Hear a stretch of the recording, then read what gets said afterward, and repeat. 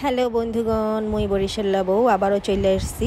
আজগো মুই দেখামো দেশি মাছ রান্না। আসলে মাছটা মুই রান্ধি নাই, মোর শাশুড়ি রাঁধছে। মোর শাশুড়ি কিনে আনছে বাজার থেকে খুব তাজা তাজা দেশি মাছ। মোর শাশুড়ি প্রথমে মাছগুলারে লবণ হলুদ মরিচ দিয়া মাখাইয়া থুইয়া দিছিল। তারপরে আমি একটু হাত দিয়া একটু লাড়াচাড়া দিলাম। এরপরে একটা একটা কইরা মাছ চুলাতে দিয়া দিছে। প্রথমে মাছগুলারে খুব ভালো মতন ভাইজে নিতে হইব, এই পিঠ ওই পিঠ কইরা একটা একটা কইরা মাছ ভাজতে হইব উল্টায় পাল্টায়। হেয়ার পরে একটা মশলা মাখাইতে হইব, জিরার বাটা, হলদের গুঁড়া আর মরিচের গুঁড়া। এটা একটু পানি দিয়া সামান্য কইরা ভাতের মধ্যে মিশাইয়া দিয়া দিতে হইবে পানি, ওই আর কি এই মশলাটার মধ্যেই পানি দিয়া দিতে হইবে। হেয়ার পরে এই মশলা সহ পানিটা দিয়া দিতে হইবে মাছের মধ্যে। ও মাঝে দিয়ে আমার হরি আবার মাছের উপরে দিয়া কাটা কাটা পেস্ট দিয়া দিছিল, আর আমি সেই মশলা মাখানি পানিটা অ্যাড করে দিলাম।